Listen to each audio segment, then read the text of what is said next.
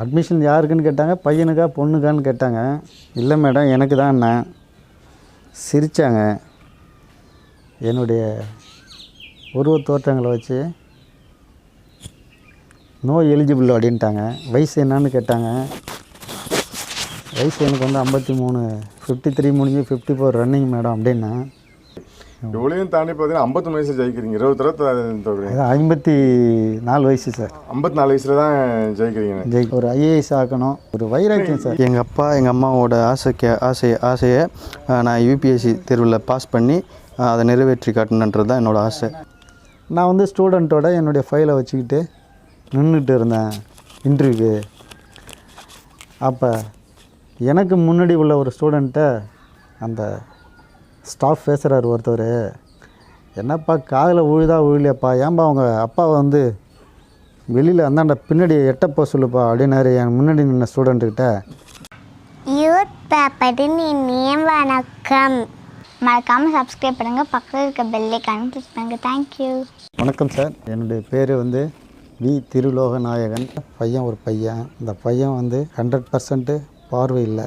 அதே ஒரு மன உளைச்சல் ஆயிடுச்சு. மன உளைச்சல்னால் அதை விட ஒரு மன உளைச்சலே எதுவும் கிடையாது. அந்த பார்வையற்ற பையனை நம்ம ஒரு டெவலப்புக்கு கொண்டுட்டு வரணுன்னா நம்ம படிக்கணும். அது எவ்வளோ சூழ்நிலைகள் இருந்தாலும்.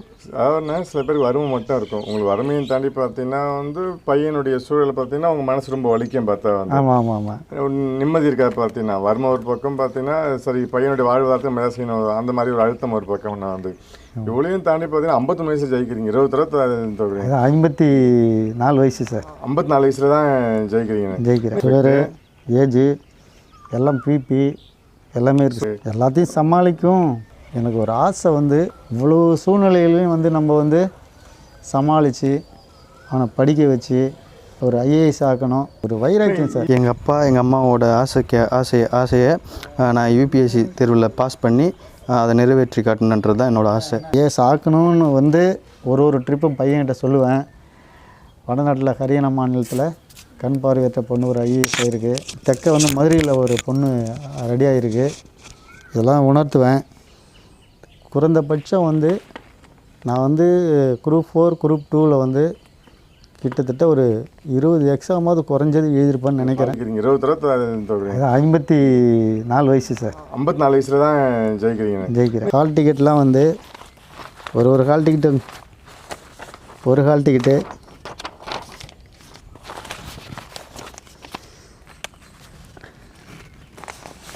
ரெண்டாவது ஒரு ஹால் டிக்கெட்டு, மூன்றாவது ஒரு ஹால் டிக்கெட்டு,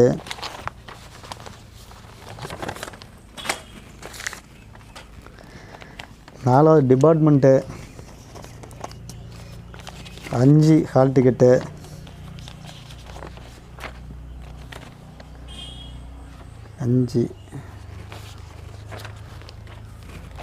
6வது ஹால் டிக்கெட்டு, 7வது ஒரு கால்பர் ஐடி, அடுத்து ஒரு hall ticket, department hall ticket,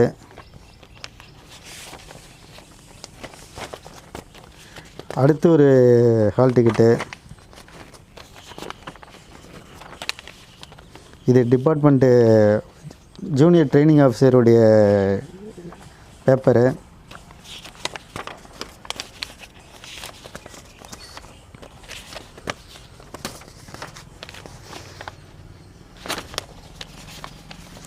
அடுத்து டிபார்ட்மெண்ட்டு எக்ஸாம். இது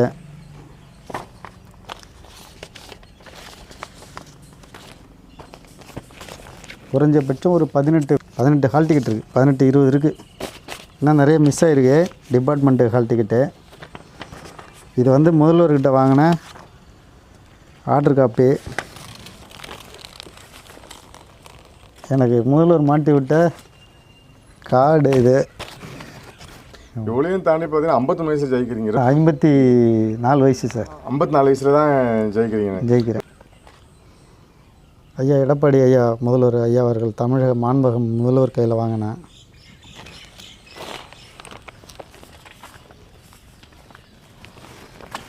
இது வரைக்கும் 18 ஹால் டிக்கெட் கிட்டத்தட்ட இருக்குங்க ஐயா. அடுத்து இன்டர்வியூ கார்டை பார்த்தீங்கன்னா டிபார்ட்மெண்ட்டுக்கு ஒரு கார்டு,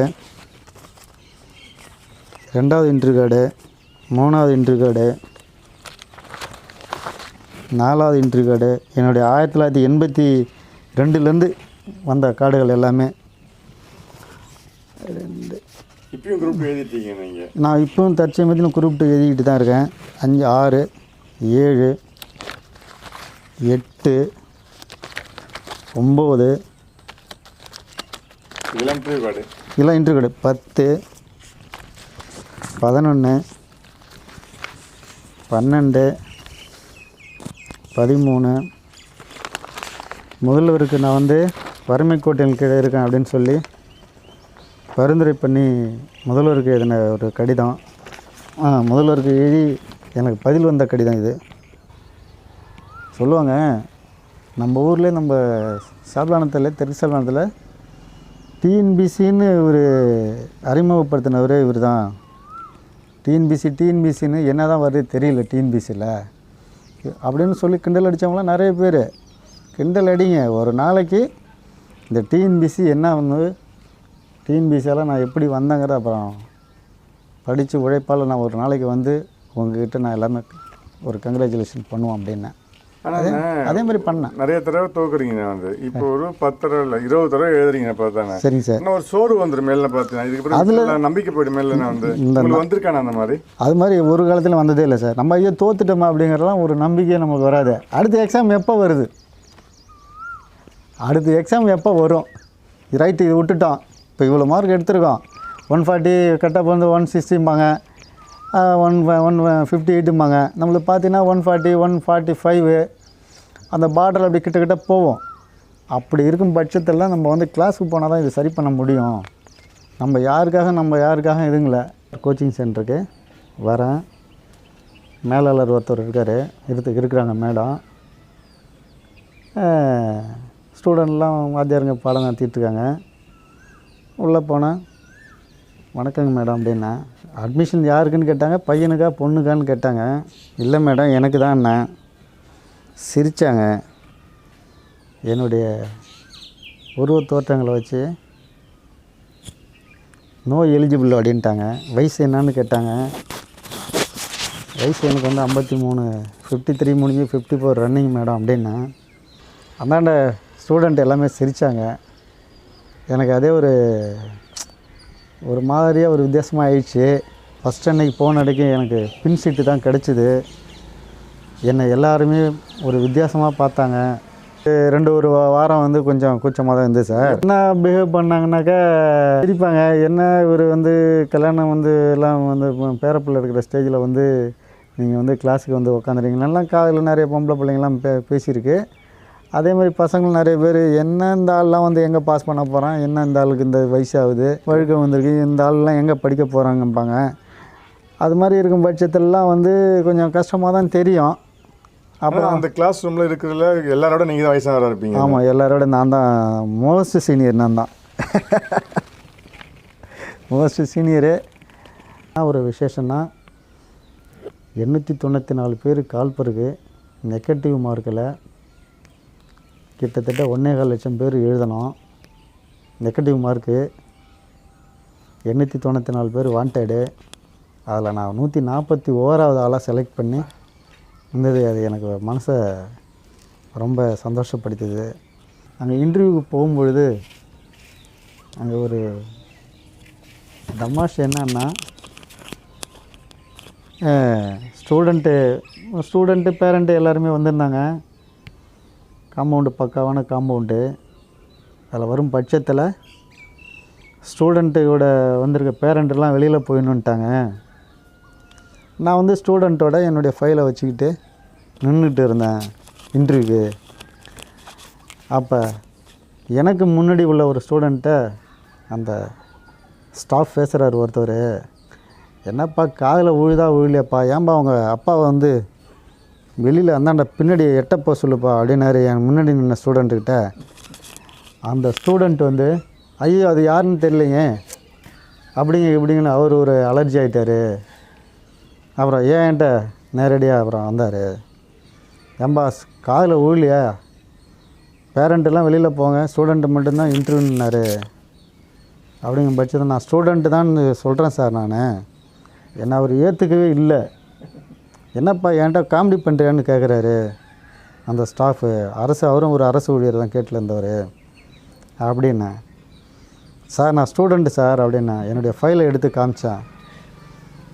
அப்புறம் ஒரு சாரி கேட்டு என்னை உள்ளே அனுப்பிச்சார் சார். என்னை போட்டு அப்புறம் ஃபிசிக்கலுக்கு அனுப்பிச்சி விட்டாங்க சார். ஃபிசிக்கலில் பார்த்துட்டு அப்புறம் வேலையை முடிச்சுட்டு வந்துட்டேன் சார். இன்டர்வியூ முடிச்சுட்டு வந்துட்டேன் சார். திரும்ப எனக்கு வந்து 29/1/18 யுவர் செலக்டட் அப்படின்னு சொல்லி மெசேஜ் வந்தது. அப்புறம் நான் வந்து சென்னை சிஎம் கையில் தான் வாங்கிட்டு வந்தேன் ஆர்டரை. இது வந்து முதல்வர்கிட்ட வாங்கின ஆர்டர் காப்பி. எனக்கு முதல்வர் மாட்டி விட்ட கார்டு இது. இவ்வளையும் தாண்டி பார்த்தீங்கன்னா 53 வயசில் ஜெயிக்கிறீங்க. 54 வயசு சார். 54 வயசில் தான் ஜெயிக்கிறேன். எல்லாத்தையும் சமாளிக்கும் எனக்கு ஒரு ஆசை வந்து இவ்வளோ சூழ்நிலைகளையும் வந்து நம்ம வந்து சமாளித்து பையன் ஒரு 100% பார்வை இல்லை, அவனை படிக்க வச்சு ஒரு ஐஏஎஸ் ஆக்கணும். என்னோடய பேர் வந்து டி பாலமுருகன். நான் வந்து ஸ்கூல் வந்து கடலூர் ஓட்டியில் உள்ள சென்ட் டேவிட் பிரைமரி ஸ்கூலில் 1ஆவதுலேருந்து 3ஆவது வரைக்கும் படித்தேன்.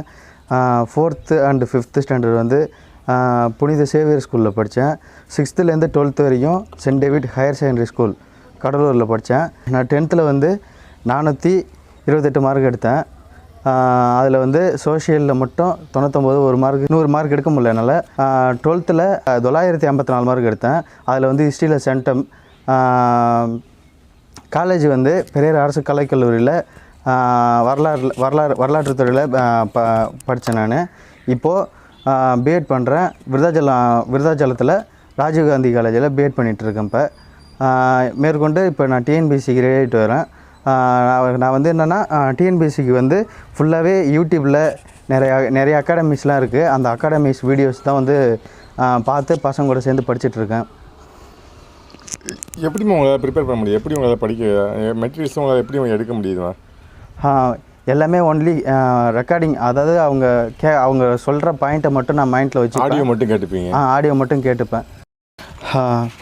எங்கள் அப்பா எங்கள் அம்மாவோட ஆசையை நான் யூபிஎஸ்சி தேர்வில் பாஸ் பண்ணி அதை நிறைவேற்றி காட்டணுன்றது தான் என்னோடய ஆசை. உங்கள் அப்பா 53 வயசில் பாஸ் பண்ணாரா? அது எப்படிமா நீங்கள் ஃபீல் பண்ணுறீங்க? வந்து பெருமையாக தான் ஃபீல் பண்ணுறேன் நான். அது அவருடைய ஆசை நிறைவேற்றுறதுக்கு என்னெல்லாம் எனக்கு எப்படிலாம் படிக்கிறீங்கம்மா? அவர் ஆசை நிறைவேற்றுறதுக்கு நீங்கள் எப்படிலாம் நினைக்கிறீங்கம்மா? நீங்கள் மேக்ஸிமம் பசங்க கூட நாங்கள் எல்லாருமே வந்து என் கூட படித்த பசங்க எல்லாருக்கூடையும் நாங்கள் வந்து ஒரு குரூப் ஓப்பன் பண்ணி அந்த குரூப்பில் ஒரு எல்லா அகாடமி ஒரு வீடியோ எடுத்து ஒரு பசங்க அப்படின்னா அவங்களும் பார்வையற்றவங்களா இல்லை? ஆமாம் சார், அவங்களும் பார்வையற்றவங்களா? ஆமாம். எத்தனை பேர் இருக்காங்கம்மா அதில்? வந்து என் கூட கிட்டத்தட்ட வந்து கிட்டத்தட்ட 100 பேருக்கு மேலே படிச்சிருக்காங்க. அதில் வந்து ஒரு அண்ணன் திருவாரூர் டிஸ்ட்ரிக்டில் ஊரக வளர்ச்சித்துறையில் ஒர்க் பண்ணிகிட்ருக்காரு. அவர் வந்து குரூப் 4ல் பாஸ் ஆகி போனார். அவருடைய ஹிஸ்ட்ரி ரொம்ப வந்து 12th Tamil first paper and 12th Tamil second paper and English first paper அவர் எழுதவே இல்லை. ஏன் காரணம் என்ன அப்படின்னா, அவர் வந்து எக்ஸாமில் பாஸ் ஆகி அதை போல் சுச்சுவேஷனில் அந்த பப்ளிக் டைமில் அவருக்கு வந்து இதுக்கு போயிருந்தார், இன்டர்வியூக்கு போயிருந்தார். அப்போது அவருக்கு வந்து அவர் என்ன சொன்னார் அப்படின்னா, நான் வந்து எக்ஸாம் தான் எழுத போகிறேன், நான் இன்டர்வியூ அட்டன் பண்ணலை அப்படின்னு சொல்லியிருந்தார். எங்கள் ஸ்கூல் ஹெட் மாஸ்டர் என்ன சொன்னார்னா, இதை வந்து அட்டெம்ப்ட் அடிச்சிக்கலாம், ஒன்றும் பிரச்சனை இல்லை, நீங்கள் போய் இன்டர்வியூ அட்டன் பண்ணுங்கன்னு சொல்லி அவர் உத்வேகம் கொடுத்து தான் அட்டன் பண்ணார். அவர் அதே போல் இப்போ குரூப் 2 ரேஞ்சில் ப்ரொமோஷன் கிடச்சி இப்போ திருவாரூரில் ஊரக வளர்ச்சித்துறையில் ஒர்க் பண்ணிகிட்ருக்காரு. எந்த ஒரு ஆலோசனைனாலும் அந்த அண்ணன்ட்ட தான் நான் கேட்டு நாங்கள் எல்லோரும் தெரிஞ்சுப்போம், எங்கள் பசங்க எல்லாருமே. தப்பாக எடுத்துக்காதம்மா. உண்மையிலே இப்போ உங்களுக்கு பார்வை குறைபாடாக பார்த்தீங்கன்னா அது நீங்கள் எப்படிம்மா வந்து எடுத்துக்கிறீங்க? வந்து அது நாங்கள் வந்து அது ஒரு குறைபாடாகவே நாங்கள் எடுத்துக்கல. அது குறைபாடு எடுத்துக்கவே இல்லாமல் உங்களுக்கு வந்து இந்த அரசு துறையில் பார்த்தீங்கன்னா நீங்கள் சராசரி எல்லாம் சரியாக இருக்கலாம் போட்டி போகிறீங்க. பார்த்தா வந்து உங்களுக்கு அது மாதிரி ஒரு இன்ஃபீரியாரிட்டி காம்ப்ளெக்ஸ் பயம் இல்லையா? அவங்க கூட ஜெயிச்ச முடியும் நம்பிக்கை இருக்காமா உங்களுக்கு? முடியும், இருக்குது. எப்படிம்மா இருக்குது அப்படிங்கிறது வந்து அதுக்கு என்னெல்லாம் செய்கிறீங்கம்மா நீங்கள்? வந்து உங்களுடைய மெனக்கெடல் என்னெல்லாம் இருக்குது, எப்படிலாம் இருக்குமா? வந்து எப்படி படிக்கிறீங்க, எந்த மாதிரிலாம் முயற்சி எடுக்கிறீங்க? வந்து அதான் எதுவுமே கிடையாது, எல்லாமே வந்து எல்லாமே வந்து கேட்டல் மூலிமா தான். கேட்டல் மூலியமாக தான் ஒரு இப்போ நாங்கள் யூடியூப்பில் நாங்கள் எப்படி படிக்கிறோம் அப்படின்னா யூடியூப்பில் எடுத்துக்கிட்டால் எல்லா அகாடமியும் சர்ச் பண்ணி பார்ப்போம். எந்த அகாடமி நல்லா சொல்லியிருக்காங்க, A to Z தகவல்லாம் எதில் இருக்குது அப்படின்றத நாங்கள் ஃபஸ்ட்டு தெரிஞ்சுப்போம். தெரிஞ்சுட்டு அந்த அகாடமியை வாட்ச் பண்ண ஆரம்பிப்போம். அது மட்டும் இல்லாமல் வாட்ஸ்அப்பில் டிஎன்பிஎஸ்சி குரூப் அப்படின்னு சொல்லி ஒரு குரூப் க்ரியேட் பண்ணி அந்த இப்போ ஒரு வீடியோ பார்க்குறோன்னா அந்த லிங்க்கை அந்த குரூப்பில் ஷேர் பண்ணி அதை ஃபுல்லாக படிச்சுட்டு பசங்க நாங்கள் எல்லாருமே வாட்ஸ்அப்லேயே டிஸ்கஸ் பண்ணிப்போம். எல்லாம் நாங்கள் படிக்கிற டைமே பகலில் படிக்க மாட்டோம் எப்பயுமே. ஓ சரிங்கம்மா. எப்பயுமே நாங்கள் படிக்கிற டைம் நைட்டு 11 மணிலேருந்து ஒரு மணி வரைக்கும். இது வரைக்கும் நீங்கள் அரசு தேர்வு எழுதலை? இது வரைக்கும் எழுதலை. ஆனால் எங்கள் பசங்களாம் எழுதிட்டு இருக்காங்க. நான் இது வரைக்கும் எழுதலை. இனிமேல் தான் எழுத போகிறேன். உங்களுக்கு நம்பிக்கை இருக்குது? இருக்குது சார். கண்டிப்பாக கலெக்டர் ஆகலான்னு? இருக்குது. நான் ஒரு நேரம் வந்து இங்கேருந்து பூவெல்லாம் பறிச்சுட்டு கொண்டு போய் விற்பேன், கீரையை கொண்டு போய் கொடுப்பேன். கிட்ட ஒன்றும் பொருளாதாரம் கிடையாது.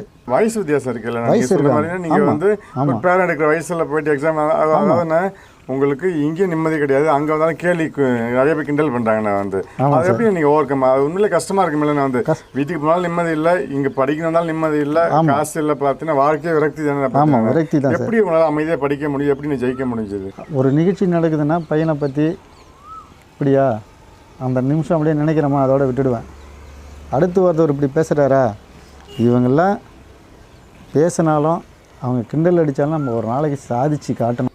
நீங்கள் நிறைய தடவை ஒரு 20 தடவை தோக்குறீங்கண்ணே, வீட்டில் என்ன சொல்லுவாங்க? நான் வந்து அது அவங்க என்ன சொல்லுவாங்கன்னா, இதுக்கு பொழப்பு இல்லை, இது பொழப்பு கஷ்டமாக இருக்குமில்ல. நான் இப்போ வந்து அதுக்கு அவங்க ஏதாவது சொல்லிட்டு போகிறேன். இப்போ இந்த காதில் வாங்கி இந்த காதில் விட்டு போவேன் சார். நான் ஒரு எக்ஸாமும் இந்த எக்ஸாமில் பாஸ் பண்ண மாட்டோமா, இந்த எக்ஸாமில் பாஸ் பண்ண மாட்டோமா, கட் ஆஃப் என்ன கிடைக்கும் அப்படிங்கிறது அந்த ரிசல்ட் வர வரையும் மனசு பக்குன்னு அடிச்சுக்கிங்க. 90 எழுத ஆரம்பிக்கிறீங்க. ஆமாம். 2000 எப்போ பாஸ் பண்ணுறீங்கன்னு? பாஸ் பண்ணது வந்து 29/1/18. இப்போ 3 வருஷம் 3 இயர் தான் ஆகுது. எந்த உங்கள் மனநிலை அப்போ எப்படின்னா இருக்கும்? வந்து இந்த வயசில் படிக்கிறோம்னு கஷ்டமாக இருக்குமா இல்லை எப்படி? கஷ்டமே இருக்கா சார். எனக்கு வந்து ஒரு 50 வயசில் படிக்கிறது அதெல்லாம் எந்த கூச்சமே கிடையாது. எனக்கு ரிலாக்ஸாக போவேன், ஆனால் யாருக்கும் தெரியாத போவேன். அப்பா பேர் வெங்கடேசன், அம்மா பேர் வந்து பொன்னியம்மாள். எங்கள் அம்மாவுக்கு நாங்கள் 5 நபர். அதில் 2 அக்கா, ஒரு தம்பி, ஒரு அண்ணன், நான் 3வது ஆள்.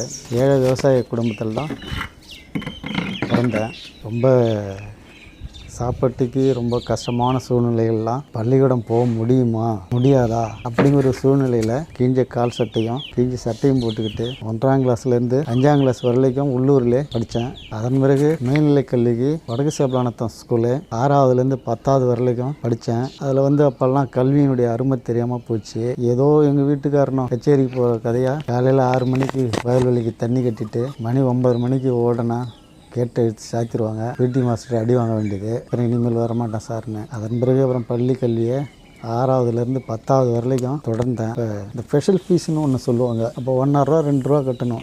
அதை கட்ட முடியாமல் மாதக்கணக்கில் வீட்டில் இருப்பேன். அழுவேன் வந்து வீட்டில் அழுந்து புரண்டா. அப்புறம் நாளைக்கு தரம்பாங்க எங்கள் அம்மா அப்பாவும். அதே மாதிரி கஷ்டப்பட்டு போனோம். 10வது 1982 பாஸ் பண்ணேன். அதன் பிறகு மேல்நிலை கல்வி படிக்க முடியாதாங்கிற ஒரு சூழ்நிலை உருவாச்சு குடும்பத்தில் எந்த ஒரு வருவாயும் இல்லை. நெல் சோறு பார்க்கணுன்னா ஏதோ மாதத்தில் ஒரு நாளைக்கு பார்க்கலாம். வரவு சோறு, கேழ்வரகு கஞ்சி இதை தான் குடிச்சிக்கிட்டு குடும்பம் நடத்தினாங்க. அந்த கஷ்டங்கள்லாம் நினச்சி எங்கள் அம்மா அப்பாவுக்கு நம்ம வந்து அண்ணன் தம்பிகள்லாம் நம்ம ஒரு உறுதுணையாக இருக்கணும். நம்ம எதாவது படித்தா மட்டும்தான் நம்ம குடும்பத்தில் உள்ளவர்களை வந்து காப்பாற்ற முடியும், தாய் தந்தையங்கிற கண்டிஷனில் 83, 84 எஸ்கே ஸ்கூல் குறிஞ்சிப்பாடி ஸ்கூலில் மேல்நிலை கல்வி படித்தேன். மேல்நிலை கல்வி படித்து அதில் வந்து ஃபெயில் ஆகிட்டேன் ஒரு சப்ஜெக்டில். திரும்ப அது அட்டம்ப்டில் பாஸ் பண்ணேன். திரும்ப 2 வருடங்கள் விவசாய வேலையை செய்துக்கிட்டு இருந்தேன். விவசாய வேலை சரி வராது அப்படின்னு தெர்மலில் செகண்ட் தெர்மலில் 4 ரூபா சம்பளத்துக்கு வேலைக்கு சென்றேன். அது வந்து ரொம்ப கஷ்டமான வேலையாக போச்சு. இனிமேல் இதுவும் சரி வராது அப்படின்ட்டு சரி சாதா ஒரு ஐடிஐயாவது படிக்கும், ஒரு தொழிற்கல்வியாவது படித்தாக்க ஏதாவது ஒரு கார்ப்பரேஷனில் நாளைக்கு ஏதாவது ஒரு வேலை கிடைக்காதா, பக்கத்தில் இவ்வளோ பெரிய நிறுவனம் இருக்கு அப்படின்னு நினச்சிட்டு இருந்தேன். போன 1986, 88 உளுந்தூர்பேட்டை ஐடிஐ படித்தேன். திரும்ப பாஸ் பண்ணேன்.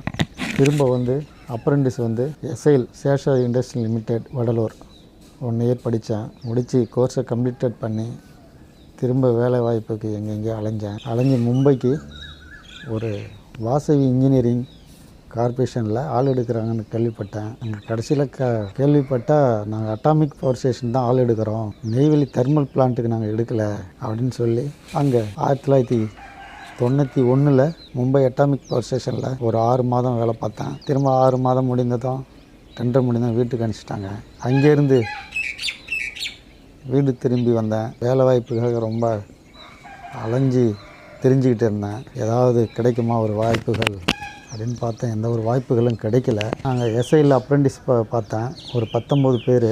அதில் 65 ரூபாய்க்கு பாஸ்போர்ட் எடுத்தேன். வெளிநாடாவது போனால் வேலை கிடைக்காதா அப்படின்ட்டு. அதில் நண்பர்கள் எல்லாம் போனாங்க, நானும் போகலான்னு பார்த்தேன். எங்கள் அப்பா அம்மாவும் இவ்வளோ தூரங்கள்லாம் போய் வேலை செய்ய வேண்டியல, இங்கே உள்ளூரில் ஏதாவது வேலை இருந்தால் பாரு, செத்தா இல்லை வாழ்ந்தா இல்லை அப்படின்னு சொல்லி வருத்தத்தோடு போக வேண்டியலன்ட்டாங்க. அதே எனக்கு ஒரு மன உளைச்சல் ஆயிடுச்சு. கடலூர் என்னுடைய நண்பர் மூலியமாக தியாகராஜன் சொல்லி சேலத்தில் ஒரு ப்ரைவேட் லிமிட்டடில் வேலை செஞ்சார்.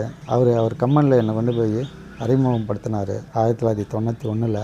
அதிலேருந்து பார்த்திங்கன்னா என்ன அந்த நிர்வாகத்தில் வந்து வேலை இவர் செய்வாரா செய்ய மாட்டாரான்னு சந்தேகம் வந்தது. அப்பொழுது தான் நான் என்னுடைய வேலைகள் என்கிட்ட என்ன வேலை தெரியும், எப்படி ஒரு நிர்வாகத்தில் எலக்ட்ரிசிட்டி கண்ட்ரோல் ஃபுல்லாக நான் பார்த்துட்டு இருந்தேன், பணிபுரிஞ்சேன். அப்படி இருந்தும் அந்த வேலைவாய்ப்புன்னு 1982 ரொம்ப கஷ்டப்பட்டு கவர்மெண்ட் சம்பளம் ஒரு நாளைக்காவது ஒரு நாள் ஒரு மாதம் வாங்கினாலும் வாங்கணும்னு ஒரு மனசில் ஒன்று தோன்றுச்சு எனக்கு. மற்றவங்கள பார்த்து நம்மளும் ஏன் எக்ஸாம் எழுதுனா என்ன, படித்தா என்ன அப்படிங்கிற ஒரு தோற்றங்கள் உருவாச்சு. 2010 பிறகு நம்ம கம்பெனியிலிருந்து வேறு கம்பெனிக்கு போயிடும் அப்படின்னு சொல்லி பெங்களூர் போனேன். பெங்களூர் போய் அங்கே இருக்கிறத விட்டுட்டு பறக்கிறத பிடிக்கிறதுக்கு நான் போனேன். அங்கே சரியில்லை எனக்கு. அதன் பிறகு வீட்டுக்கு வந்துட்டேன். இனிமேல் ப்ரைவேட் கம்பெனிக்கு அந்த கம்பெனிக்கும் போகக்கூடாது அப்படிங்கிற ஒரு உள்நோக்கத்தில் வருவேன். வீட்டில் அப்புறம் வருவாய்க்கு ஏதோ ஒரு வழி இல்லை. பொது வேலைகள், ரெவன்யூ, அளவீடுகள், மற்றபடியாக போகிறது வர்றது, கொடுக்கறத வாங்கிப்பேன், இல்லைனாலும் வந்துடுவேன் வீட்டுக்கு. அப்படியே கொஞ்சம் காலங்கள் ஓட்டினேன். நான் எந்த ஒரு எக்ஸாமும் குரூப் 4 குரூப் 2 எந்த ஒரு எக்ஸாமையும் நான் விடுவதே இல்லை. அதே மாதிரி என்னுடைய படிப்புக்கு சம்மந்தப்பட்ட எக்ஸாமையும் நான் விடுறது கிடையாது. அப்படி இருக்கும் பட்சத்தில் நான் லேட் மேரேஜு, லேட் சில்ட்ரனு, எல்லாத்துலேயுமே லேட்டு. ஒரு பையன், இந்த பையன் 100% பார்வை இல்லை. அதே ஒரு மன உளைச்சல் ஆயிடுச்சு. மதுரை அரவிந்துக்கு பிறந்த 22ஆம் நாள் விருத்தாச்சலம் ஜங்ஷனில் ட்ரெயினை பிடிச்சி 10 மணிக்கு ஹாஸ்பிட்டலில் கொண்டு போய் பையனை காட்டினேன். டாக்டரு செக் பண்ணி பார்த்துட்டு எங்கள் கையில் எதுவுமே இல்லை, அதனால் கடவுள் கையில் தான் இருக்குன்னு சொல்லி அதன் பிறகு நமக்கு அட்வைஸ் எல்லாம் சொல்லி 1 இயர் கழித்து பையனை கூட்டி அழைச்சிக்கிட்டு வாங்க அப்படின்னாங்க. திரும்ப 2 நான் ப்ரைவேட் கம்பெனியில் வேலை செய்யும் பொழுது இவர் எப்படி நம்ம கவுந்து பண்ண போகிறோன்னு தெரியல. மன உளைச்சலுக்கு பயங்கரமாக ஆளானேன். இவர் 2.5 வயசில் நெய்வேலியிலிருந்து 2 வயசு பையனில் பிளைண்ட் ஸ்கூலில் கொண்டு போய் சேர்த்து ஒவ்வொரு வாரமும் சேலத்துக்கும் பையனுக்கு நடப்பேன். பையனை போய் பார்ப்பேன், என் மனைவியும் பார்ப்பாங்க. ஒரு ட்ரிப்பும் எழுதிட்டு வருவேன். இவனை நம்ம எப்படி கரையை தருன்னு தெரியாமல் ஒரு சூழ்நிலையிலேயே இருந்தேன். அதன் பட்சத்தில் பையன் ஓரளவுக்கு பார்வை இல்லைனாலும் படிப்பு நல்லா திறமை இருந்தது. இப்போ 1ஆம் ஆண்டு பிஎட் படிக்கிறாரு. 2ஆம் ஆண்டு ஒன்று இருக்குது. இப்படி இருக்கும் பட்சத்தில்